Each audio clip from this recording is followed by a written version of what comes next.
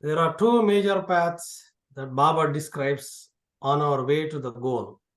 There is the path of realizing our spiritual potential, going up through the planes of consciousness from the gross to the subtle to the mental, the planes of the saints on to God realization. The other path that Baba is taking most of the Mandali and his lovers on is the path of self effacement, in which the personality self is vacated to make room for Baba to move in. Gradually, he takes over, and more, we become the pure witness. Darwin spoke extensively about this path. There is the line from the Bible that Kitty Devi, one of the women Mandali, used to often quote: "Not I, but Christ liveth in me." Darwin would say that while using our consciousness or awareness, most of us look at life through the lens of our personality self, and so everything is colored and distorted by our past impressions or samskaras or conditioning accumulated over countless lifetimes. Consciousness, he would explain, is riveted to the personality self and can only see everything through the personality self. From this perspective, to all intents and purposes, we are the personality self. In the path of self effacement, we seek to detach ourselves from seeing through our personality self and instead to see only through pure awareness or consciousness, the soul. Always with an amused and enigmatic smile on his face, Darwin used to say, "Sooner or later you discover you are nobody, and that is not an unhappy discovery. It is possible through Baba's grace to set the personality self aside and see with the eyes of pure awareness. We become the witness, and as such, we are nobody. It is an entirely new perspective, very liberating, and very gradually, everyone and everything is seen in its immediate and timeless freshness. It leads eventually, in its highest aspect, to what Mani, Baba's sister, used to say: "You have to see things through Baba's eyes."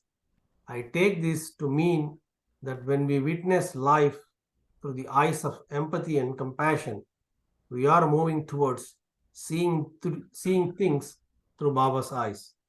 Until Mani shared this, I didn't realize there was such an option. Here is a poem by Bill Ramsey, a dear friend, entitled "Renovations." I sit gutted and dazed. You have broken down my drywall, ripped out the insulation, mangled the wiring and plumbing, split open the rafters beams, and bulldozed my foundation. Divine beloved, thank you for moving in. Yeah. That's it. Thank you. So I thought I just add this to this, but I think some of you know Dan Ladinsky. He was, we were roommates way back when, but he was once walking with Erich at Merazad, and Erich confided with him, or to him, "There has been no Erich for years. Through Baba's grace, I have become the perfect witness." What a line. I mean, he never said that in Mandalay Hall, but uh, these things have surfaced after Erich passed on. There has been no Erich for years. Through Baba's grace, I have become the perfect witness. I take that to mean that he is observing Erich from outside, so to speak. He is no longer identified with Erich. In fact, he witnesses Erich as one of the many forms of Baba and not himself. I don't know if that makes sense. He's no longer plagiarizing Erich as his identity, as who he is. But this is what I feel is meant by Muhammad's words, Prophet Muhammad's words, to die before you die. And I'm also reminded of the line from the Bible: no one can see God and live. So we have to somehow disappear uh, as a personality self. And then Baba is there before. So let's see. How about starting? Goer, do you feel like reading the, the the first bit on the first chapters there? Sure. Okay. The way of my, effacing our falseness. The way of my work is the way of effacement, which is the way of strength, not of weakness. And through it, you become mature in my love. Meher Baba. Meher Baba is really all powerful, like a divine magician. He can do anything if we completely open up to him and do not limit him by holding on to limiting beliefs. And we must not limit ourselves either, nor should we condemn ourselves. Baba works on our self esteem, our sense of self worth, and self confidence, because low self esteem pushes our consciousness in the wrong direction toward negativism. We need high self esteem, but without egoism. Self esteem equates with lifting one's spirits, not lifting the false self. Self esteem of the spirit rather than of the ego is important to retain. Self esteem is more like a sense of integration, the bringing together of the scattered self, not like the man who got on his horse and rode off in all directions.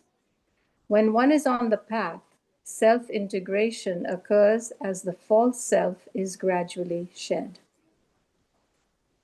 Yeah, yeah. Go ahead, but Okay. but scroll that back down again, Jasima. Mhm. I mean, this is like what I was always struck by this, where he says we need high self-esteem Mhm. without Ego. egoism. Right. And I just to comment that the Mandali, they had a healthy self-esteem without the self-importance. Mhm. What a combination.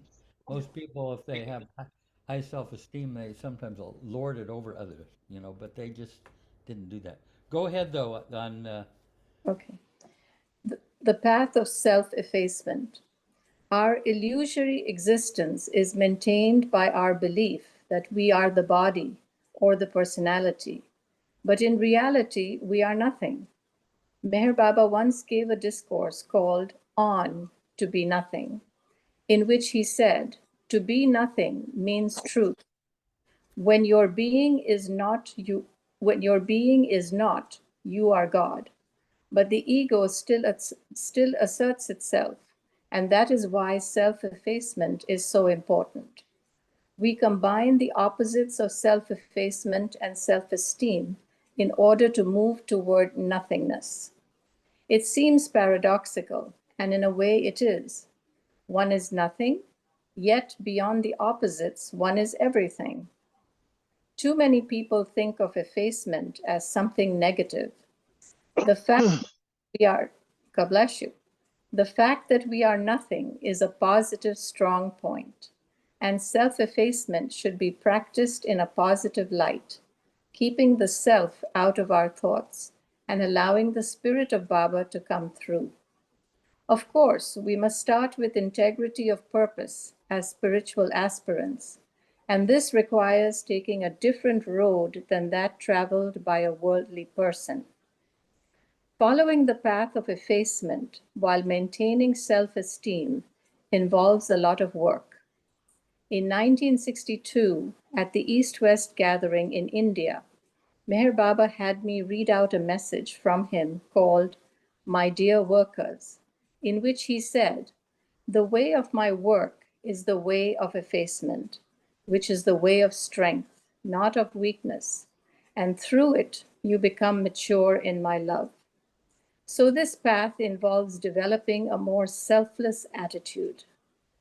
The hallmark of spiritual progress is through self effacement rather than worthiness. With our awareness that we are really nothing comes the realization that we do not have to try to be anything anymore. we finally decide to give up the futile pursuit of trying to become something. The situation that come up in our lives give us ideal opportunities to see where we are still claiming something. As we give up those claims, giving everything to Baba and letting go, we then begin to see everything as mayavic and not serious. In other words, we come to realize that life itself is not to be taken seriously. It is no longer seen as reality. We turn off the wanting machine and remain calm and undisturbed within. All this is part of the path of self-effacement. The path of self-effacement also involves self-denial. Self-denial does not mean pushing away a second piece of pie. It means taking our stand on the truth within and denying the ego self. This level of self-denial is more subjective than objective, and it is certainly not something that can be displayed, nor can there be any measuring. The path of self-effacement leads to deeper mysticism and deeper faith in God, in truth, in reality. This path includes peering into the kingdom of God while here on earth, and especially experiencing some of the bliss and insight that comes with it. Thank you. I mean, this is a very loaded, uh, Yeah. section. I mean, and can anyone kind of give me a sense of what self-effacement is? I was going to ask you how to do it. How do you efface yourself? Uh-huh. Let's see if Ronnie can how he weighs in on that. Okay, I actually have something that I've been sharing lately on various phone calls or Zoom calls and things, and I think it fits in. I think you might be surprised that it's about self-effacement, but see what you think. Here's my idea is based on decades of listening to Baba lovers and other people besides Baba lovers, but particularly Baba. I think it's more important for Baba lovers that might feel that they can't live up to the things that they feel Baba would want or that would please Baba. That these things that Baba is asking for and challenging us with are just ridiculously difficult, not possible. I can't stop worrying. That's not possible. Nobody can stop worrying. Or maybe a saint can stop worrying, but I'm just a regular person. I don't have that ability or anything like that. Also, things like forgiveness. Some people you just can't forgive might be the attitude. It's just not possible. Yet here's Baba saying he wants us to go in for it. So there's a conflict here. So I have an idea of why this conflict is so powerful, and that is because Maya is tricking people into thinking that it is their in order to do these things for Baba, they have to do them by themselves. That the burden is on them to reach that goal of forgiving or not worrying. You could probably think of other examples, probably quite a few. So if you think that you have to do it yourself, then you're absolutely right. You can't do it yourself. I mean, I'm guessing you can't. I mean, I don't think I can on some of these things that Baba has brought my way. So what we have to remember is something that Baba told us, which is that he is here to help.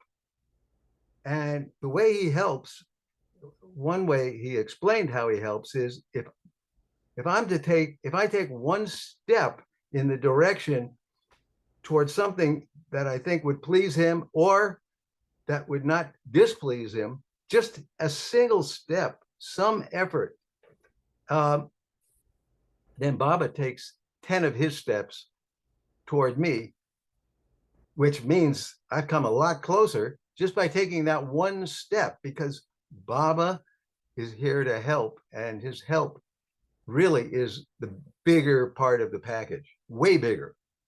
And what we have to do is really not that hard, because it's just one thing. We have to just have the faith that we can do it, because Baba asked us to do it. I mean, you heard about the Mandali, when Baba said to go do something.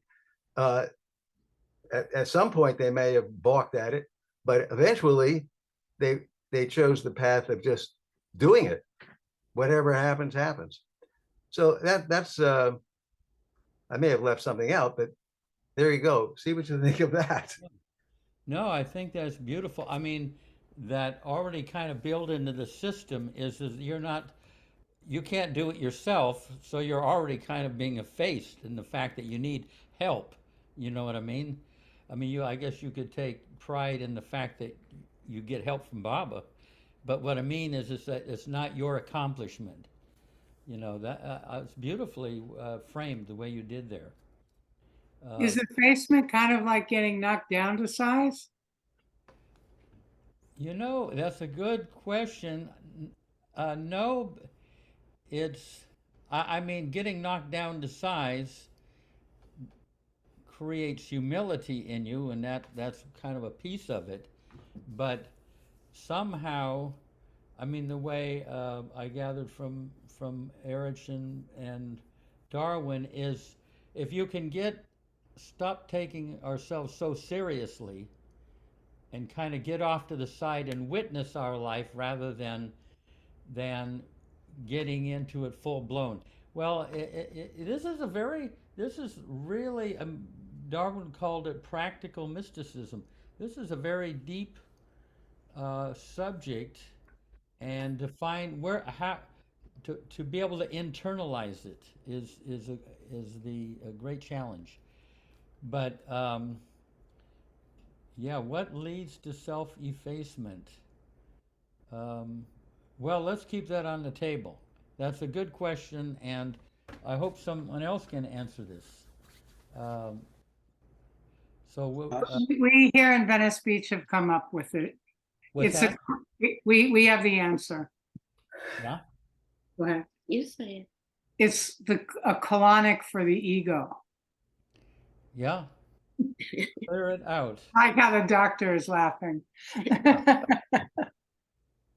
Yeah. It's yeah, how to have a healthy self-esteem and not think of yourself as not have the self-importance. Like the supreme example is Mara, who was a beloved of the beloved, who was, Baba said, without whom I cannot live, the pure soul in the universe, and she just was not self-important. She could have, she's like the number one beloved in this creation, and I think I told you recently, but Heather Nadell, she was with Heather Nadell one time, and she said, Heather, do you think I'll be reborn into a Baba family next time? And Heather said, Mara, I don't think you have to worry about that. And then she says, yeah, Goer this morning, Goer told me the same thing.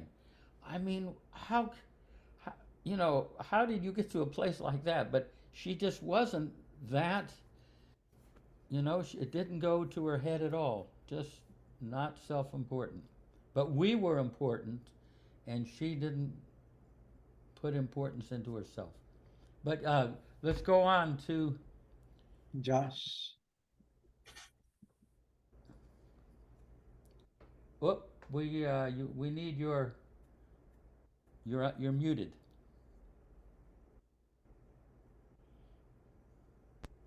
Sorry, you'll be able to hear me better now. It's my microphone issues.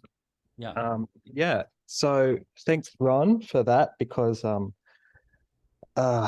yes, I'm one of those Baba lovers that struggles to do things.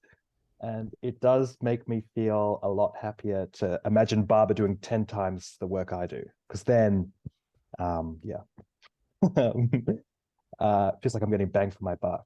And yeah, effacement is interesting. My guess is, I think it's, yeah, just again, me trying to be less of my less selfish, I guess, just trying to choose the more selfless action, the more communal action. Yeah, I just quickly looked up the etymology. It comes from like sort of to sort of remove the face, as in, but then face also facia used to mean just appearance. So yeah, I think for me, it's removing my appearance. It's removing my the fake gauze that I wear to the world instead of the truth of who I am and what things are. But yeah, that's just my guesses around it. It's interesting. Yeah. And I want to hear more. Yeah, beautiful. Yeah, so we got Marta from Santa Barbara. Uh-oh, she's also muted. Josh, you spoke very quickly when you said what you said, and I missed it. You were saying the origins of words. What were the words you were talking about? So effacement is sort of comes from like ex facer. So it's sort of like so facière in French, which means appearance originally, but came to mean just the face of a person. But if I remember correctly. But yes, so I think it meant form, appearance, and face. So yeah, so I just see the image of polishing a jewel, you get that uncut jewel, and the jewel might find it a bit painful to be polished, but once we polish off that face, then we reveal the beauty within. Yeah, thank you. Thank you, Josh. Yeah. I have a thought about effacement. Jeff, you asked what leads to effacement, and I immediately thought surrender leads to effacement to me. Yeah. Yeah, that whatever to give rather than claim ourself, we're turning our claim over to Baba. You know what I mean? Yeah, the more we surrender to Baba, the less important we feel on ourselves, and the more important he becomes. And I love what Ron said. I think that simplified it and put it on Baba so beautifully. I love that Baba takes over, just a little effort on my part, which is his grace that he gives us in order to get closer to him. He does it all, but we think I'm doing this tiny little bit. Oh, Baba, I'm thinking of you, help me, but Baba's doing it also. But yeah, that was great, really great, Ron. Thank you. Yeah. Good. Janet? Yeah, this is a confusing issue for me. And I like, suppose you're around someone who's really bossy to you and wants to, yeah.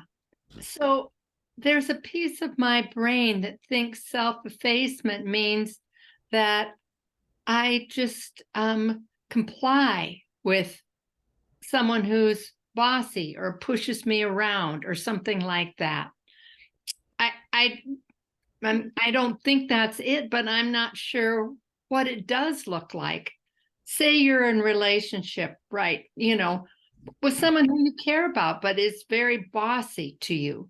How do you, yes, give it to Baba, but how does that play out? What does that look like?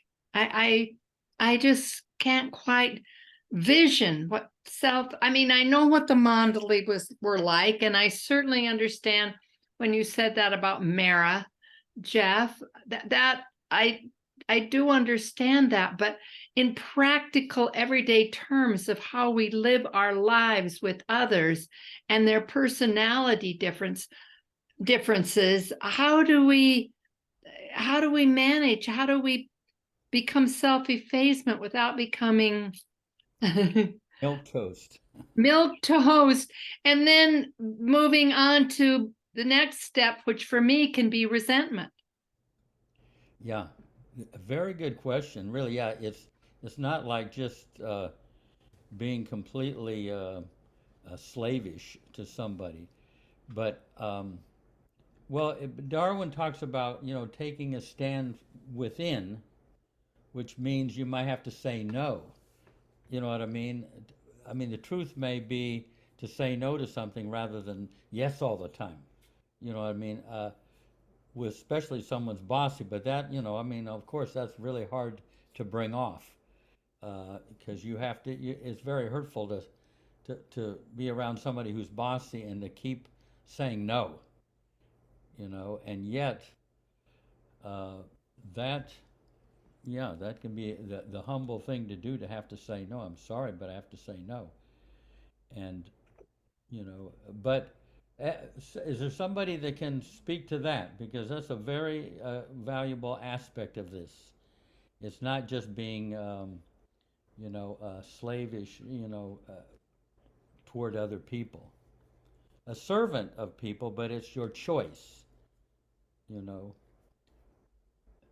let's see, maybe Richard is has an answer to that, or something independent. Well, actually, that one I'd like to put on hold for Marion, but I've been having this thought, and it's been an experience that I've been having slowly but routinely.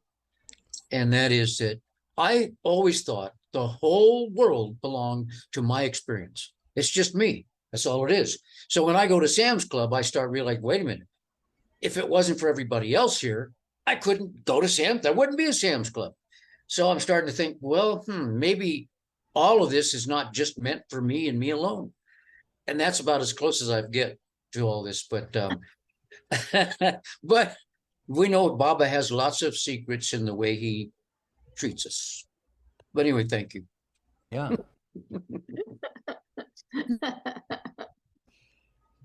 He works for Sam's. I just put a plug in there. Okay. Marian? Oh. Marian? Oh, yes, thank you. I'm going to make this very short because you've asked a question, how to deal with these various personality types, and that just is it. There are personality types.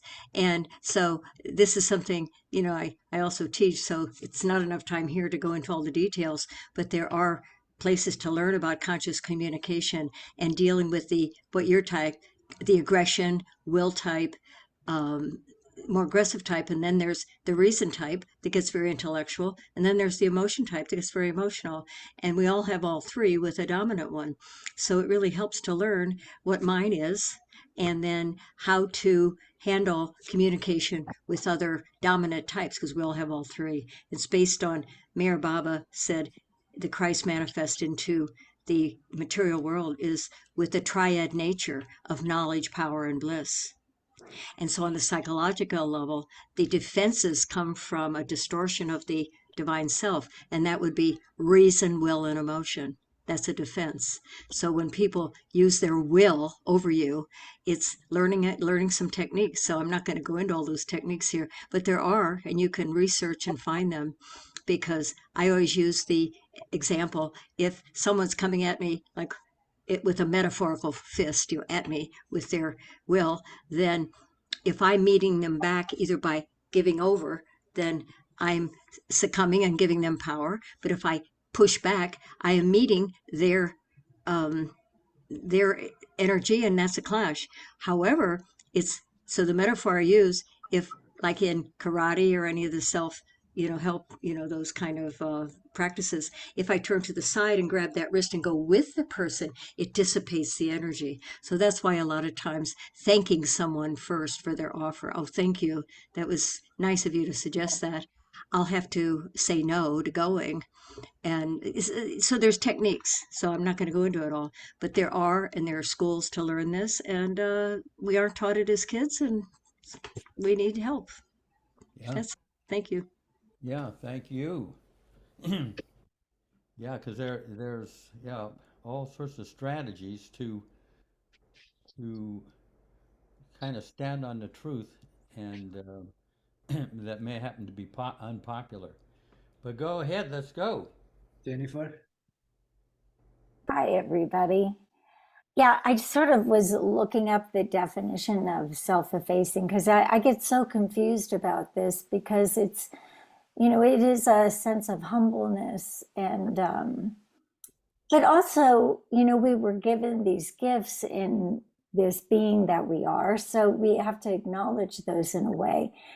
I try to do my best to just, if I can keep my heart open, and so whenever I'm in communication or connected to people with whatever is going on, I'll notice if I get triggered, either it might be envy, jealousy, those sort of feelings that we have. And just, I think to be self-effacing, if we can notice those things and kind of come into a little bit of an even keel of remembering that we're all the same. We're all just one big part of the ocean. That's what I try to do. I'm not good at it all the time. But also, in a way, my kids always laugh at me when I express that I'm actually good at something, and so self-effacement isn't ego. I can say that not in an egoic way. I mean, that's a gift I've been given. I'm good at certain things. And I think that's okay. Self-effacement isn't pretending you're not good or not good enough. Self-effacement to me is just really being who you are and knowing that we're all being who we are and staying open and loving as much as we can. So that's what I'm thinking right now. Yeah, beautifully said. Yeah, Baba was really came out discouraging modesty. Humility is something quite different, but modesty, little poor old me. Darwin didn't like this little old me, poor old me. It's like it's kind of it's a certain attitude toward that personality self.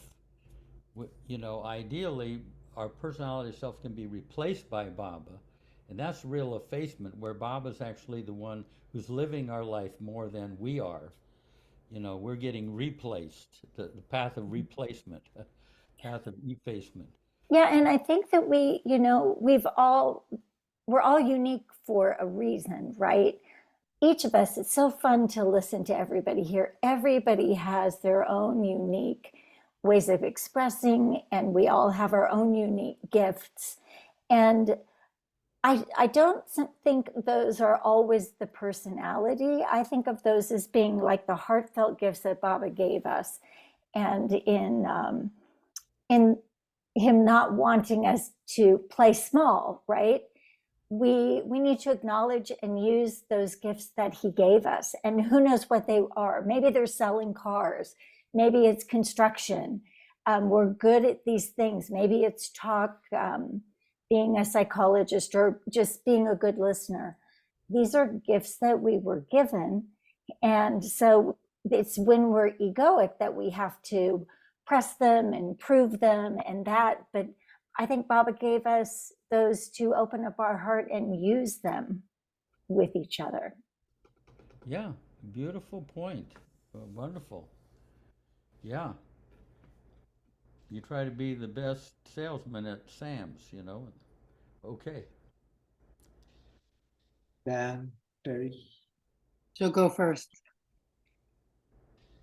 I think that, Jay Baba, by the way, I think that for me personally, when I'm in the world and I come across people who maybe I feel are harsh and, I just kind of figure that's their stuff. It has nothing to do with me. And I smile. And if it's something that I can show up for, great. And if I can't, that's okay too. But I feel like Bubba's there with me on it. It's like I feel like almost protected in a way. And when it comes, like I'm really good at what I do. But it's not me doing it, it's Baba doing it. In fact, when I came to Baba and I knew I was there versus he came to me and took me, and I didn't know he was there. life is just better. It's just easier. Do I lose it and go back into my ego self? I have moments of that too, where I get hurt feelings and stuff like that. But on the most part, the letting go, I think, is really the deal. And being able to acknowledge, as you said, having that open heart, and and I always say what I do is God's gift. I've just gotten better at it the more Bub is with me. Yeah. The more loving, more kind, more everything. Yeah. And like you say, when you know that it's Baba that's made you this way, that's actually a self-effacing thing. There's a story of, I'll tell quickly, but there was a minister, or I mean, an emperor who had his favorite was this slave named Ayaz. He had all his ministers and everything, and I mean, Baba tells this story. I mean, it's a famous one, and the ministers were jealous of Ayaz, and so servant, and so one day, just to show difference of between the Ayaz and his ministers, he put his signet ring on the table. And a king's signet ring, that's very powerful. If you stamp an edict, it gets, it's carried out. It has the king's signet on it.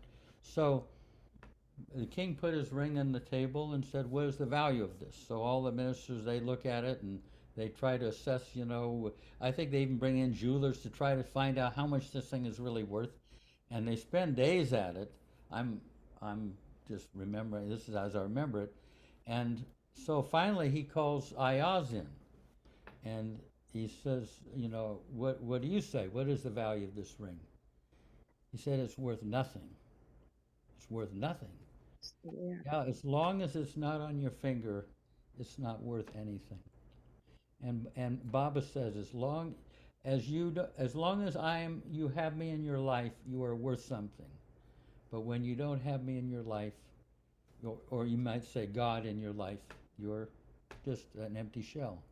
You're nothing. So in a way, there's that because of Baba, we are nothing without that divine presence in us. And then I'm not stepping on your last comment, am I? No, go ahead. Yeah. Terry and I didn't compare what we were going to share, but what I'm starting to really realize is self-effacement has to be the total surrender, because I think all of us are taught to hone who we are, who we want to be, have goals, have accomplishments.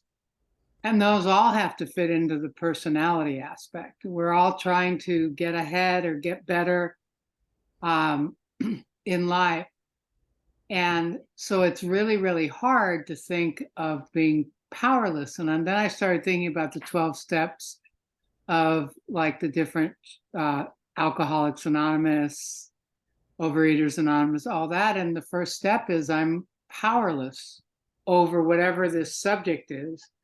And I can't manage it myself. I might not be saying it so eloquently, but it's the same sort of thing. Is one of the first things I say every morning, I try and remember every morning, is Baba, please take over. You're in charge. And that's me being powerless. Yeah, beautiful. Yeah. I didn't say I was good at it, but I am trying. Well, I think we're all addicted to the bottle of self-preoccupation. Me, me, and mine. So 12 steps works. Go ahead, let's see.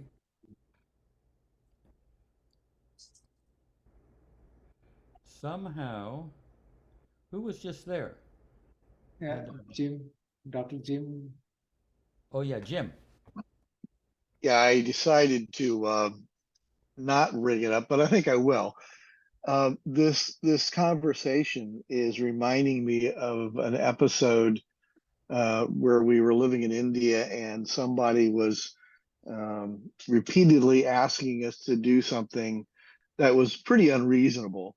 And it was really starting to get the hackles up, and we felt very justified in how we felt, and brought up all this quote unquote righteousness. And we talked to Baoji about this, about to Bao, and he said, give them what they want. It was so much, and at the time it was, how can you say that? They're totally wrong, this, that, and everything else. And he says, no, give them what they want. And for me at the time, it was about, again, it's more important to have that harmony and have that self-effacement with Baba than to exert in any way, your ego, or who you think you are, no matter how righteous it is. But there was something about the quality of the process that it was more important to give in that particular situation rather than create a situation where it was hurting people. So. Yeah, there's a very inconvenient truth that Baba expressed where he said, it is nothing to give in when you are wrong, but it has spiritual value to give in when you are right. Oh, that hurts. It is nothing to give in when you are wrong, but it has spiritual value to give in when has spiritual value to give in when you are right. That whole issue, I mean, it's not that black and white, but it sounds like that truth came up for you. Yeah. Okay. Danny? Hey, Jay Baba, everyone. I loved what Diane said about surrender, and I think Jim really captured it well too. It just, I don't know, when I think of effacement, I just I don't know, I get the feeling of not going with my desires, whether it's something I really want a lot or something that I don't want to do, and realizing that I have to do that thing. So I don't know, the surrendering of the desires, positive or negative, and aiming to do Baba's will instead. It's definitely like a crucifixion going through that. I mean, it hurts to not, go in the direction that you feel like you want, you want this, or to have to go in that direction in something that's, that's challenging. It's just, I don't know, not going with our desires and doing his will and trying to, to me, that's where I feel like my ego is just kind of being erased from the earth or effaced. And it's hard at first. And then, later on, you're like, oh, wow, I'm glad I went with his will. And, you never know what that is totally. I think it's always an adjustment, trying to, to let go of the strong desire, fear, and all that, and try to go with what he wants. So, that's definitely a surrender, effacement kind of thing. I feel. Yeah. So, Jay Baba. Beautiful. Yeah, it's.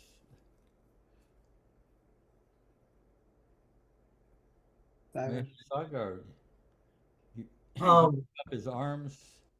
I wonder if selfless service to others also leads to self-effacement, and the way we get treated by others. I mean, that's one other thing.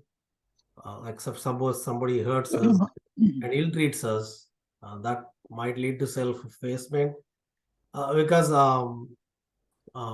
Baba's father, Shariarji, when he was persecuted in Iran, he felt that was his spiritual self-effacement.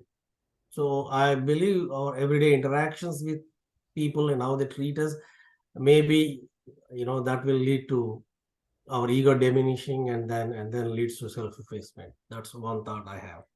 Yeah.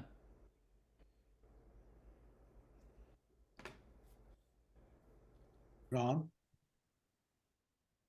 Yeah, some of the people came in after I spoke earlier, but there's a story, a personal anecdote that actually matches up very well with what I was suggesting in the idea of asking for Baba's help when we know we've got something to do for him that seems very, very difficult and really kind of outside the scope of what we think and who we are and what we're able to do. So this goes back to when I was in India in '92. I was standing inside the Pilgrim Center. My family and I just arrived, and I was enjoying this, looking around at this beautiful place for Baba, and this thought came to my mind. You know, one of these conditioned thoughts, habitual thoughts, same thing over and over and over again. But when I thought this thought, Baba stopped me. What the thought was being that I love to hang out with Baba people, and here I was going to be there for 3 weeks with just surrounded by Baba lovers and Baba's mandali, and this was like just going to be the wonderful thing. And the thought that I had was, I wonder who I'll meet. So that was my thought. I wonder who I will connect with while I'm here. And Baba said, all right, Ron, that's enough of that. I can't deal with it anymore. 20 years of that is enough. That's not who I need you to be. And that's not who you want to be for me. This is Baba basically informing me that this can't go on this way. You are going to have to be different now. And in order to get you going on this, I'm challenging you to make a connection, a personal contact, I think we said, with every mandali and every pilgrim that you will meet or that will be there. You have to meet them. You have to take the initiative. If maybe they'll come up to you and it won't be a big deal. But if not, you have to get over there and make that connection, that contact. So this was like way out of the scope of this shy guy who maybe Jeff probably knew me when I was quite different, you know, my first 20 years with Baba. But anyhow, I said to Baba, I understand. This is I get what you want me to be. I get that I haven't been that and that I need to be there. And I'm ready to take on this challenge, but I can't do it unless you help me. I basically gave it back to Baba and said, I need your help. If I get your help, we'll succeed because I'm going to give it my all. But otherwise, there's no way we're going to do it. So I'll just give you 2 instances quick of how Baba came through. And one of them was there were 2 women that arrived shortly after we got there. And one of them seemed very approachable and the other seemed unapproachable. You know, this is my own judgment and stuff, you know, but I knew I had to connect with both of them. So how am I going to do this? I just felt so shy about the one, and I think I may have at the dinner table talked to the one that seemed approachable. But nevertheless, even if I didn't, what happened was I walked out of Mansari's kitchen after visiting with her, and it had been raining a little bit, and the 2 women were sitting right in front of me on the, you know, like a picnic table underneath the overhang there. And Baba said, okay, there you go. You got him. Go, just walk right up. It's only about 10 steps right in front of you. So I just walked up, sat down, said who I was, asked them who they were. Basically, that takes care of that. That's all I really needed to do. That's what I felt Baba wanted me to do, was overcome that shyness and all.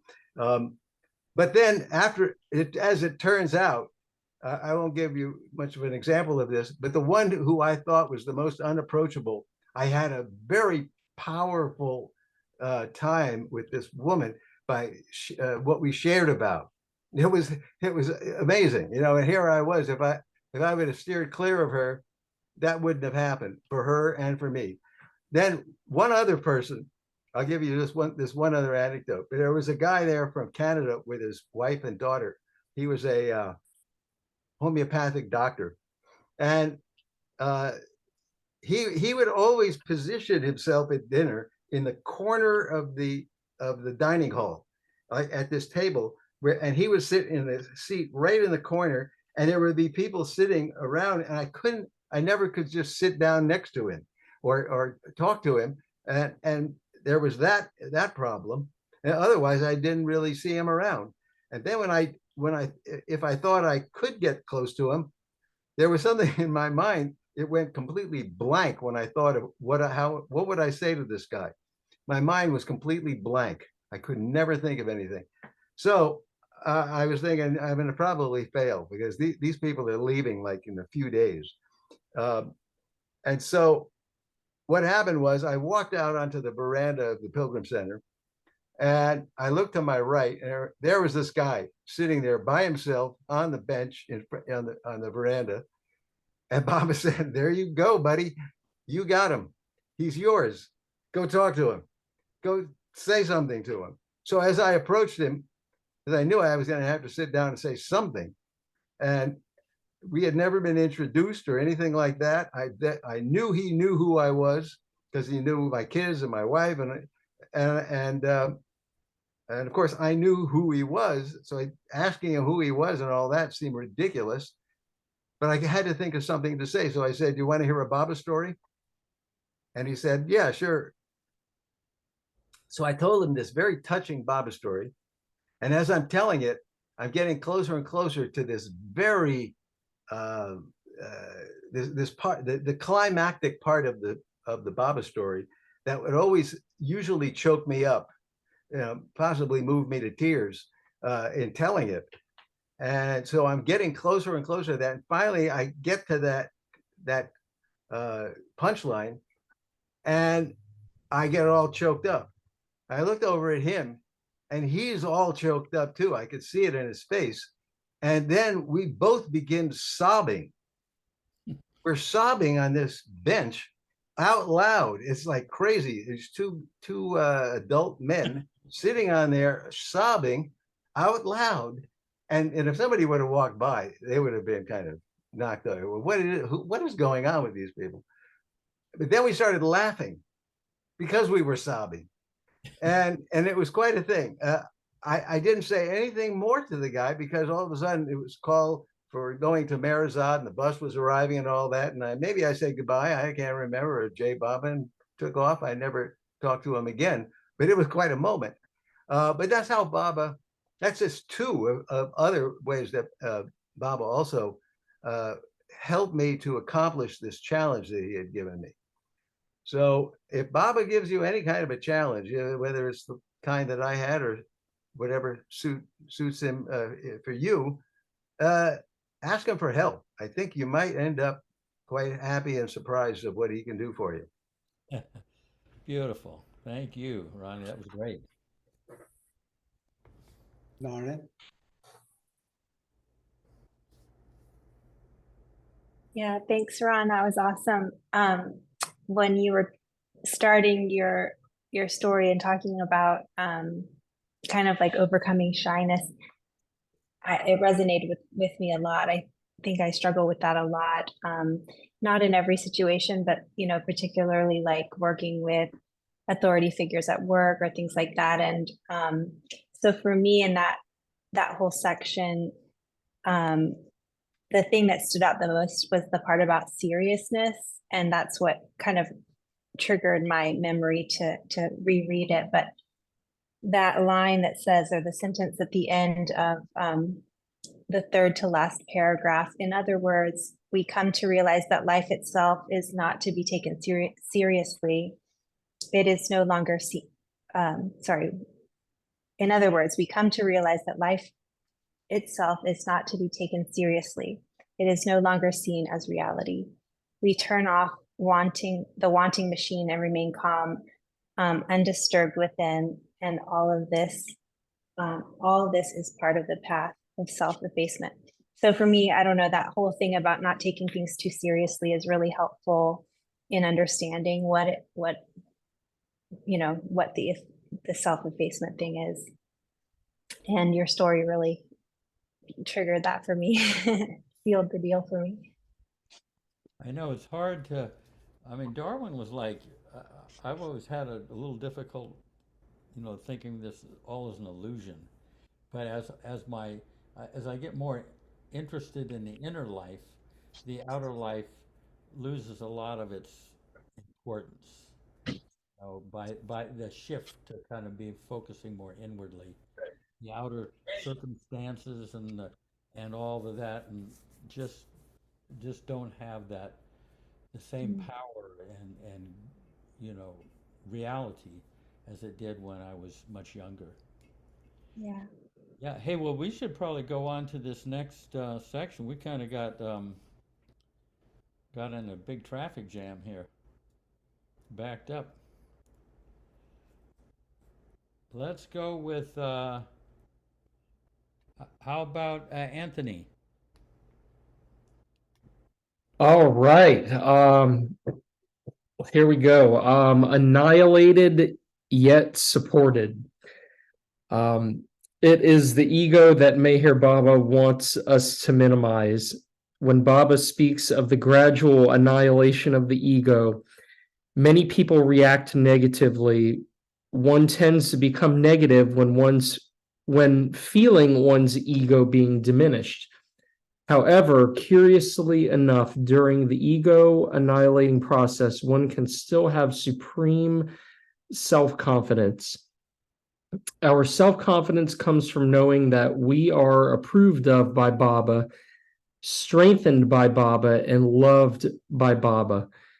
Baba is not judgmental in any way, nor does he hold our weaknesses against us. Instead, he urges us to love him, love God, love the truth, and work toward the truth. As we mature, we develop insight. As we mature, we develop insight, and we will be able to see when sanskaras are surreptitiously sapping our spiritual energies. Then we will have something tangible to work on. We can process the past negative programming that has created low self-esteem, lack of self-confidence, and other sanskaric complexes. We will be able to see that they are illusory and need no longer affect us. The degree and type of sanskaric activity varies with each individual. Some things are minor, some things are major, some things take years to work out and get free of. And as we work along these lines, our weaknesses will fall away. We are not adept from the beginning. We are learning as we go along. Like learning to play tennis, we do not stop when we fail the first time. We keep trying. Of course, all this is part of individual mysticism, not based on a doctrine or dogma. We are combining deep spiritual mysticism with practical psychology to create versatile methods we can use for our inner efforts. Our efforts are based on our wanting to take our stand on the truth within and on loving and trusting God more and more. Our efforts also include self-forgetfulness, and loving the master is the best way to forget the self.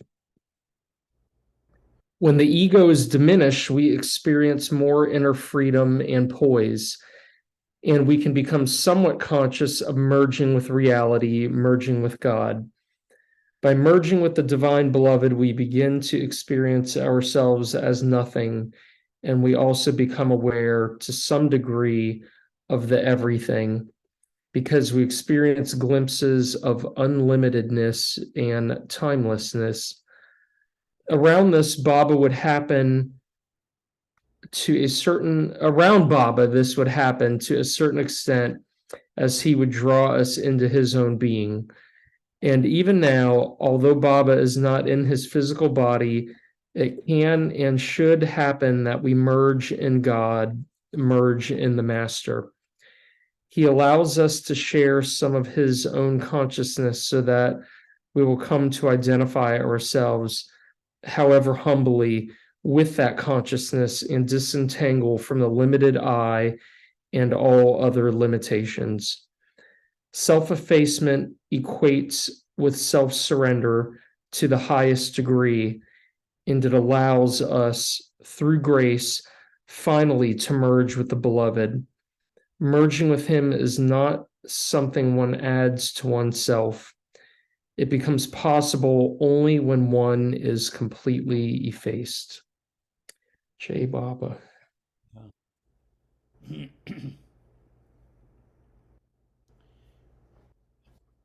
Anything to say to that?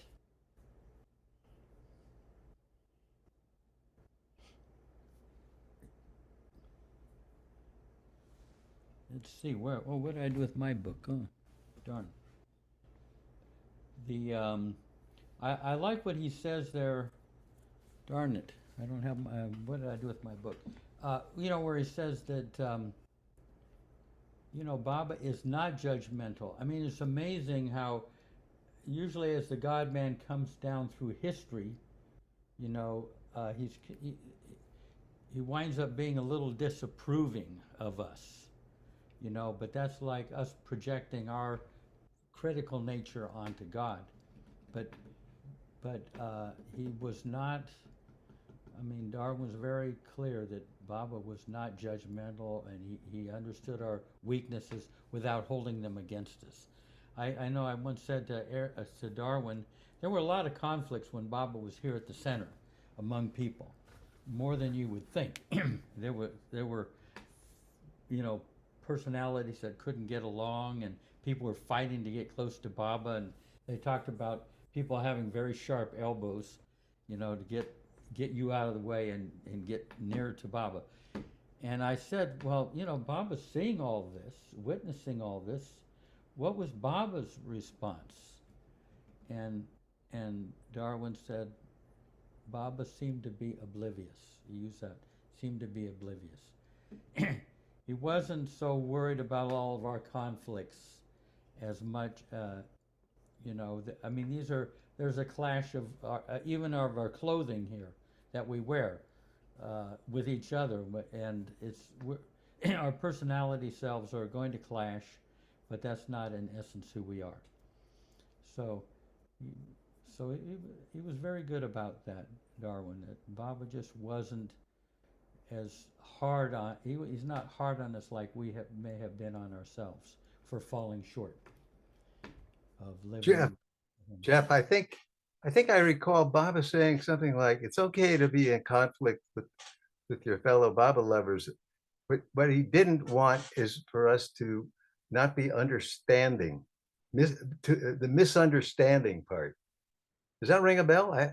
For some reason, I'm thinking that he didn't want us to misunderstand one another, but the fact that we would have different ideas about things was not a problem at all. That was expected.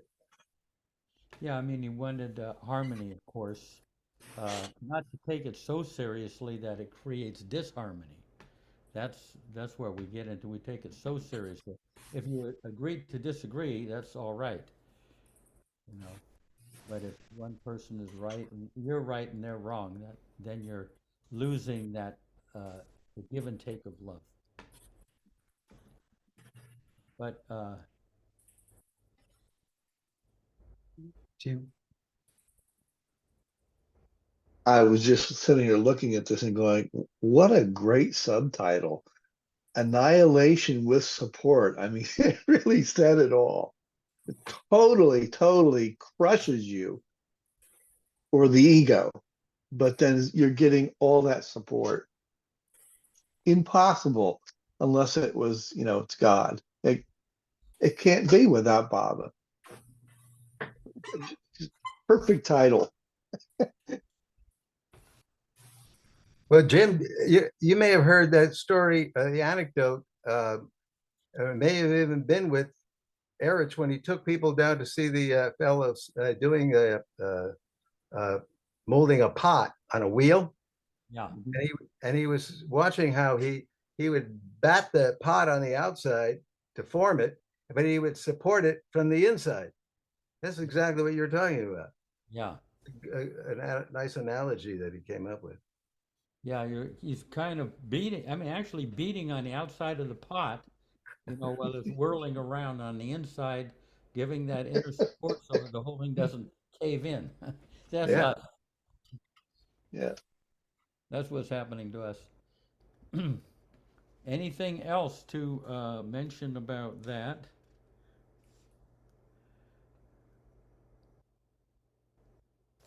Okay, let's go on. This next one is, oh, we got a hand there. Rich. I just wanted to add in a parenthetical comment.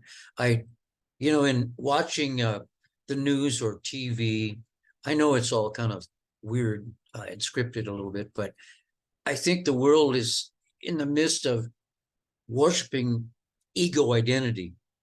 And that's exactly what we're trying not to do. And that means that all of this energy put towards, me and mine and yours and theirs, it's all false. And so there can be no real peace amongst the general, humanity with just that focus. And I think it's because there's a real lack of being aware of God in general. I know it's a parenthetical comment, but seems to be real appropriate for this, because until all of humanity begins to sense this path or feel it in their heart, there will never be, a more peaceful world. Anyway. Yeah, the beliefs are just always going to be clashing until the heart comes into the picture. Let's see.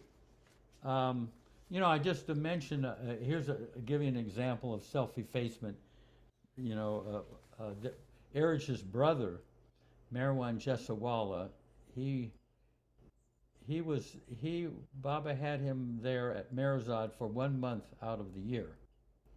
And so he'd be there in a lot of that time in Mandalay Hall. And I said to Marwan, you were there 1 month, you're witnessing Baba kind of interacting with the Mandalay, receiving visitors and giving messages and correspondence. What thoughts and feelings would go through you as you were witnessing this day after day? And he said, I had no thoughts or feelings. I said, Marwan, that's impossible. Let me shake your hand. But meaning that he was looking away from himself. He wasn't looking through the personality self. He was just witnessing Baba interacting, and he was turned away from himself. So, I mean, that is a possible state. I mean, here's, incredible to meet somebody who that, describes. Because a lot of people, when they met Baba, I mean, they have all the feelings that they're feeling, and they're all aware of them, and Baba looked at them a certain way, and they felt this and that. Whereas he was just over into Baba. Really kind of, that's the self-effacement that eventually is possible. But boy, it was wonderful to hear someone, and he was kind of a shy person, so I was kind of amazing revelation, but it affirmed that this is there for us at some point. Jim. Jeff, you brought up Marwan. I've heard this story and I don't remember where it came from, that somebody asked Baba, what's a good example of a saint? And he turned around and pointed to Marwan. Have you heard that story?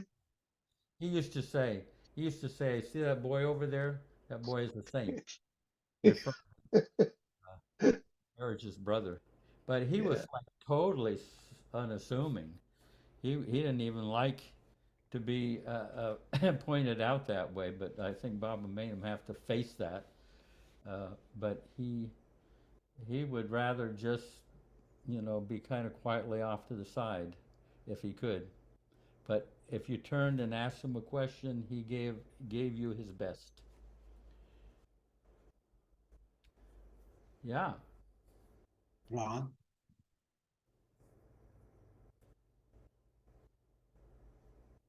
Ron. I found one of my favorite Baba quotes of all time. I just dug it up from on this in this file. It's we were just talking about it actually, and I actually sent this quote in as part of a letter to the editor about 25 years ago, something like that, to the San Francisco Chronicle, and I sent them a lot of letters, but they didn't publish that many, but they did publish this one. And the quote of Baba's goes like this. This was a message given out by Baba during World War II in November 1944.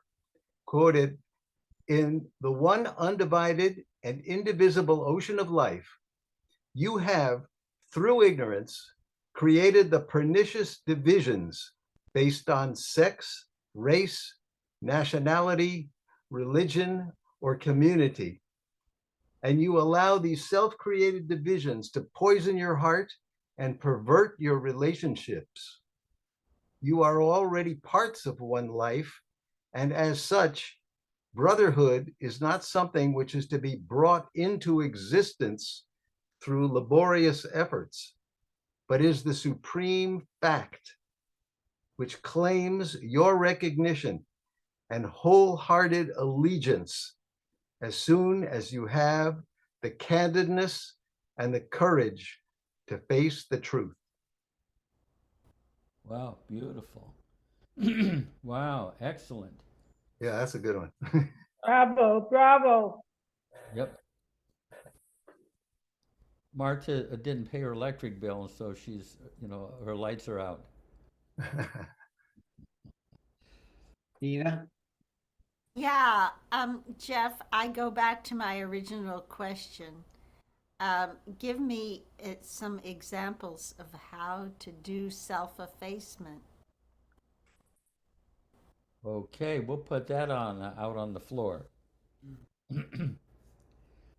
Anyone got a good example?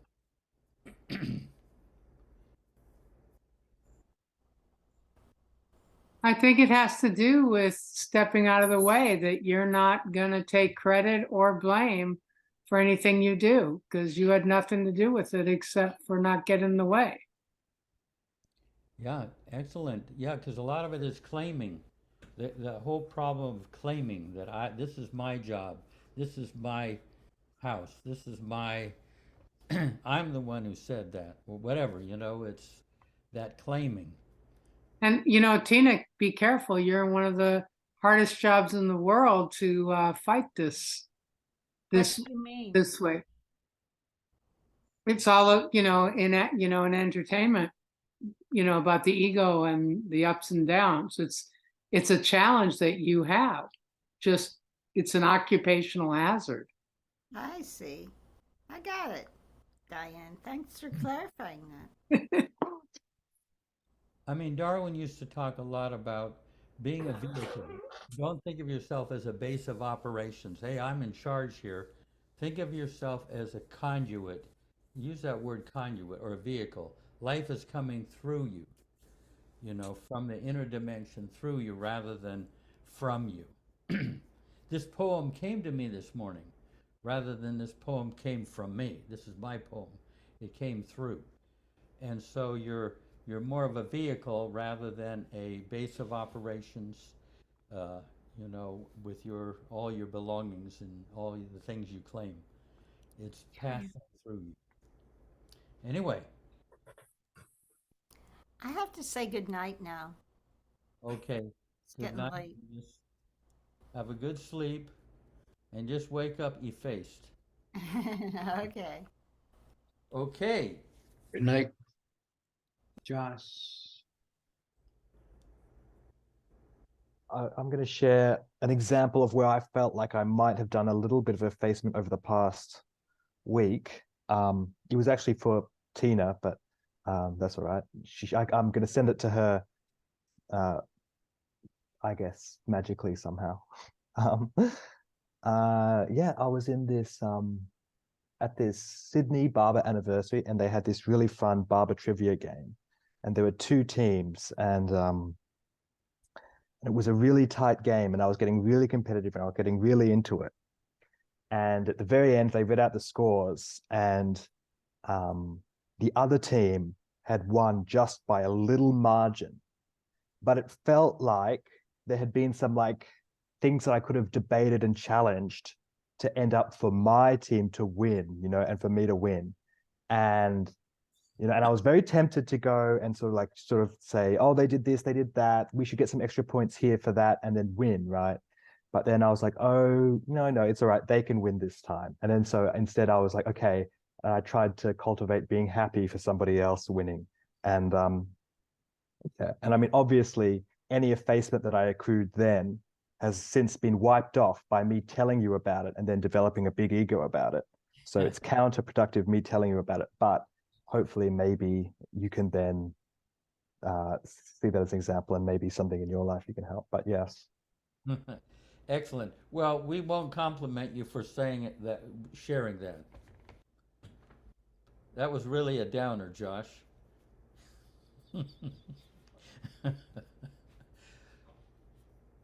Jim? Okay. Yeah, I just found something that I think is a good example of self-effacement. This is one of my favorite pieces from Inayat Khan, from Hazrat Inayat Khan, who brought Sufism to the West.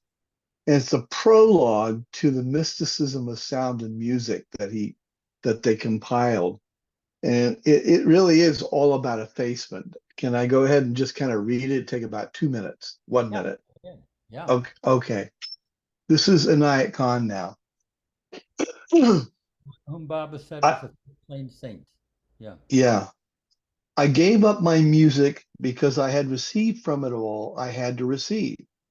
To serve God, one must sacrifice the dearest thing. And I sacrificed my music, the dearest thing to me. I had composed songs, I sang and played the veena. Practicing this music, I arrived at a stage where I touched the music of the spheres. Then every soul became for me a musical note, and all life became music. Inspired by it, I spoke to people, and those who were attracted by my words listened to them instead of listening to my songs. Now, if I do anything, it is to tune souls instead of instruments, to harmonize people instead of notes. If there's anything in my philosophy, it is the law of harmony, that one must put oneself in harmony with oneself and others. I have found in every word a certain musical value, a melody in every thought, harmony in every feeling, and I have tried to interpret the same thing with clear and simple words to those who used to listen to my music. I played the veena until my heart turned into the same instrument. Then I offered this instrument to the divine musician, the only musician existing. Since then, I have become his flute, and when he chooses, he plays his music. The people who give me credit for this music, which in reality is not due to me, but to the musician who plays on his own instrument. Beautiful quote. Wow. Whoa. Yeah. Lovely. That encapsulates it all. Yeah. Yeah. Thank you. Who said that? Where was that from, Jim?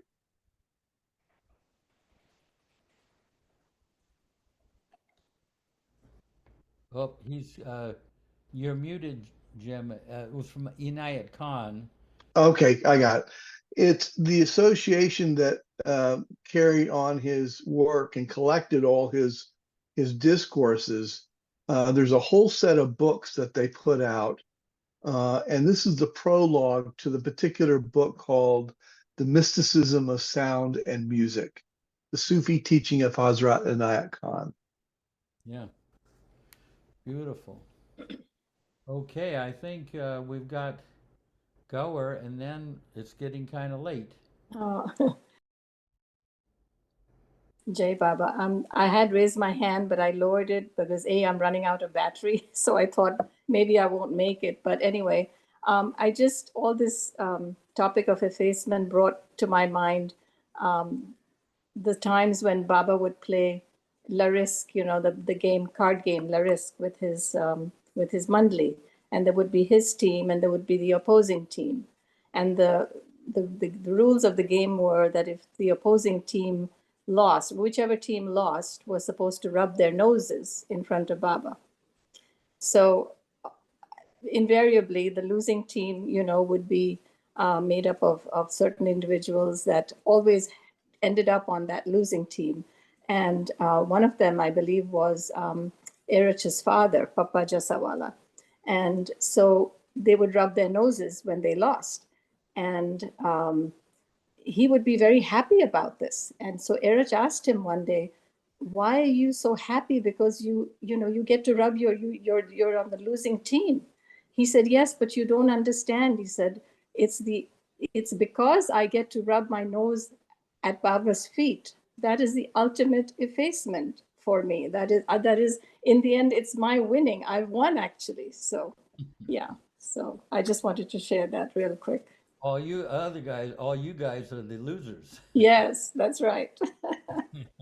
Beautiful. Yeah. So being self-effaced is not a bad thing at all. So just be a witness to life. That's it, I think. Yeah. Yeah. Hey, Baba. Hey, Baba. Let's, Mayor Prasad, do you have that quote that I like so much? Are you able to kind of access that? Oh, the calm one. Yeah. Yeah, I'll have to look for it. We didn't get too far, but this is really central to Darwin's this whole book is getting out of the way and letting the Baba live through us to whatever extent we have been able to surrender.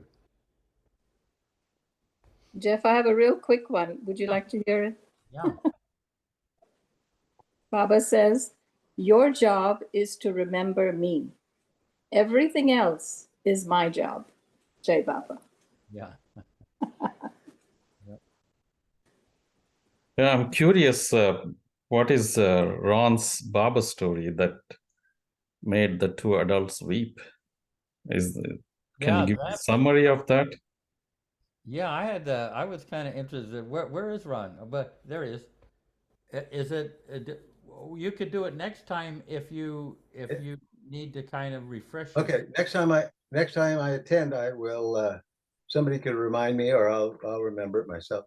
Yeah, it's a good story, but it's too long to tell right now. People want to retire, I think. Yeah. So, yeah, too long to tell now, but it's a good story. Uh-huh. I found the quote, Jeff. Okay. See that? So you say that. So this, I think you think it would be better to tell it next week. Yeah, that'll give you time to refresh it to your mind, right? Would that help? Right. Good. Okay. Amidst intense activity, if there is absolute calmness of mind, that is the highest love. Amidst intense activity, if there is absolute calmness of mind, that is the highest love.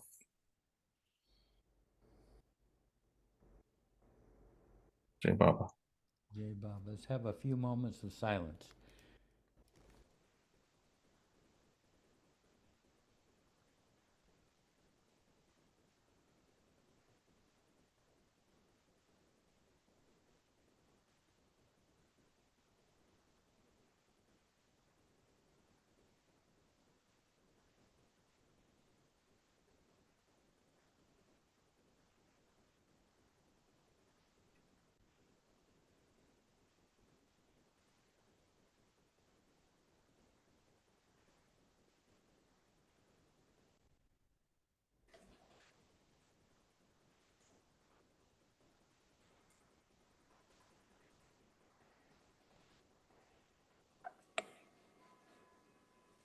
Jay Bob. Jay Bob. Oh, hey. Oh, Showed up. But we won't be able to get her to play a song because, you know, she's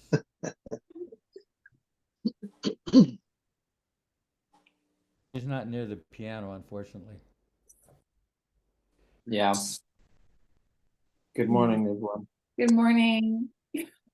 Morning. Well, it's morning for VJ, right? Yeah, VJ is in morning, and Sonober, it's her morning. Good morning. I didn't see. Yeah, good morning. Good morning, Adrian. Jai Baba. Happy day, Jay Baba. Hi, Martha. Jai Baba. Jai Baba. Yeah. And one thing about someone's got a squeaky wheel there. You know, one thing about Darwin, but I also felt the Mondelez at the innermost level, they were very calm. Like you know, that quote that Mayor Prasad just read. They very calm in the midst of this intense activity. Except all above, Jeff.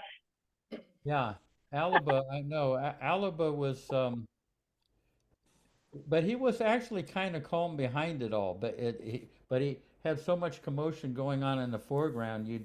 It was hard to know that there was some calm behind it. Yeah, he was original. Mm-hmm. When Alaba was here in this country, I'd see him up at the stage at the meeting place. Let's say in this context, there is no grown-up man who is anything like that guy up there. I mean, we didn't have that type over here in this country.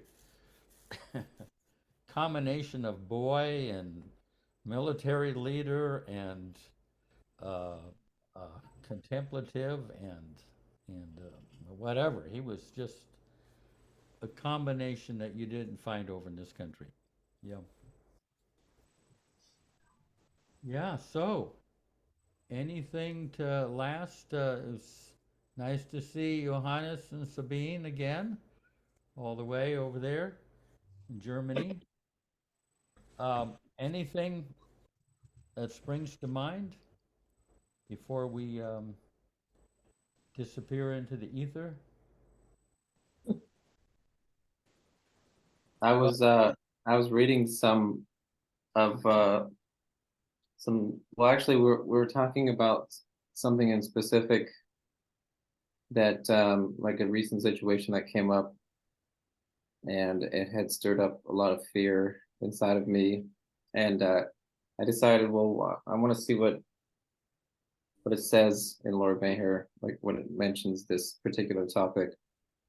So I looked it up and I found some readings on Baba's life when he was, I think it was like late 1934, early 1935, when he was visiting Hollywood, and he was telling them about how to conduct this film and all the things that he promised, was telling them to do. And he's like, no, I think you should have this scene with 7 different colors, and there should be 7 different movements about this. And they're like, yes, Baba. And they were trying to really work on it. And then suddenly he was like, I'm going to go to India. And they're expressing their heartfelt longing and pain of like just the sudden fact that he was leaving. And I suddenly felt that very distinct feeling of that longing of his physical form. And I remember I looked outside, and the sun was kind of started illuminating the leaves and everything just a little bit more bright. And I felt that Baba was actually in my heartbeats as I was in the stillness. That stillness, he was actually physically there. And I just, while he was there, while I felt him, I asked him, I said, Baba, won't you stay a little longer. Like I would say to a friend, you know, like and I just felt that moment so deeply, as if I was pulled out of all the things I was worried about or things I was thinking about. And in one of the parts where Darwin was talking about, he was mentioning that about Baba has the capacity to pull us into him, or something along those. I don't know the exact phrase, but I was always drawn to that when Darwin talked about that. Baba would pull us into his fold, or pull us into into him, and into his being, and I felt that just so gently and sweetly. So I just figured I'd share that. Sometimes he's there even when I am not really aware of it. And it's funny, Then I become aware. we look at Baba, you know, as if he's in time and space, and then he goes somewhere, whereas we're the ones that goes. Yeah. He's always comes here again and again to say I've been here all along, but we say, oh, he died in 1969. I guess, you know, he'll come back in 700 years. Well, it's not like he's coming back in 700 years. He's like here, right now. You know what I mean? We kind of project time and space onto someone who's timeless and spaceless, you might say. Hey, Do you know about what he said? He said this to somebody. Somebody said, "Oh, it's nice to meet you, Mr. Baba," or something like that. And he said to them something along the lines of like, "I say hello to you in so many different ways, so many different times. Like you just don't realize how many times we've actually met, how many times I've said hello to you, how many times I've introduced myself. You know, we're being introduced again. Again, yeah, we've met so many times. I love that. Hey, anyway, I'll let you guys, you know, Jay Sema, we keep him up, and he's, you know, he has to deal with us here, yakking away. Wow, I don't know how to, can't find my little cursor here. Oh, there it is, yeah. So anyway, any last thing? Oh, wait, we can't go until Nasreen rings the bell. Yes. Okay. Avatar Meher Baba Baba ki jai. Avatar Meher Baba ki Hey, jai. Jay. Avatar Meher Baba ki jai. Jay. Good. Yeah. All right. Emmy might be in there somewhere. Hi. Hey, great. We don't see you, but it's nice to hear your voice. I'm so honored to get to be here, and thank you for letting me not have my video on. Yeah, and are you going to come up with the caravan to the center? Yes, I'm so excited. I'm really excited about it. Fantastic. They're coming in a bus. A bunch of them. Baba bus. Yeah. It's up to 9 now. We have 9 people now. Good, good. From where? North Florida, Gainesville, Alachua by University of Florida. We've got a whole little thing going on up here in the woods. Wow. How long are you staying? When are you going? Oh God, when's Labor Day, Lauren? When is that? I think we all arrive on the 31st of the month, so not too long from now. Yeah, man, just a couple days. We're just gonna stay, get there on Friday, stay Saturday. No, get there Thursday, stay Friday, Saturday, and then leave Sunday. It's a kind of quick trip. Basically, it's like Burning Man weekend. Yeah. Baba Man. Baba Man weekend. I bet the weather hot still mid or early September, so that'll be interesting. You said you are going to Burning Man? Is that what you said? It was probably the weather will be like we're gonna be burning. We're gonna. Oh yeah, you're gonna be melting. Actually, it's Melting Man. Yeah.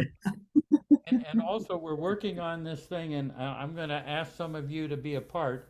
We got this thing on September 2nd called the Generation XYZ Sahaba. Yeah.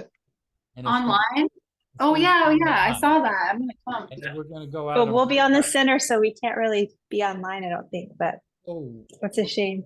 you'll be there on the 2nd? Wait, that's Yeah. a Saturday. Well, maybe we can all go somewhere and be on it, but I mean, Yeah. I don't Jeff, know. how do we sign up for that, Jeff? What's that? How do we sign up for that seminar? Yeah, I'm gonna try. Well, it's it'll be like babazoom.net, and you just get on like this. Okay. It's not Baba Zoom. What's that? Jeff, Baba Zoom, it's Jeff? separate Zoom. Yeah.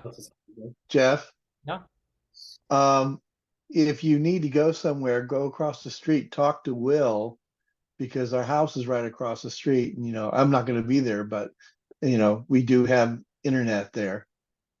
Yeah, we could do it. I don't know if I could get permission on the center, but you wouldn't even have to leave the center. Right. I'll work on that. And we can go over to Dilruba or Yeah. like that. Or A here. watch party. That's great. Yeah. We'll see what we can do. Anyway, Jeff, I just want to say, one of the things you said really landed. I mean, many things that were said tonight really landed for me, but I wrote down, it's nothing to surrender when you're wrong, but there is spiritual value even when you're right. So I just really appreciated that golden nugget on top of many other ones too. Yeah, that's yeah. Especially when you're a couple, it's Yes. or right. Sometimes that's a saving grace. Yeah. So anyway, much love to all of you. I see you next week, and we'll do effort and grace again. Yeah. Yes. Thank you, Jeff. Thank you. Love you, Jeff. Miss you. Thank you. Bye, everybody. Bye.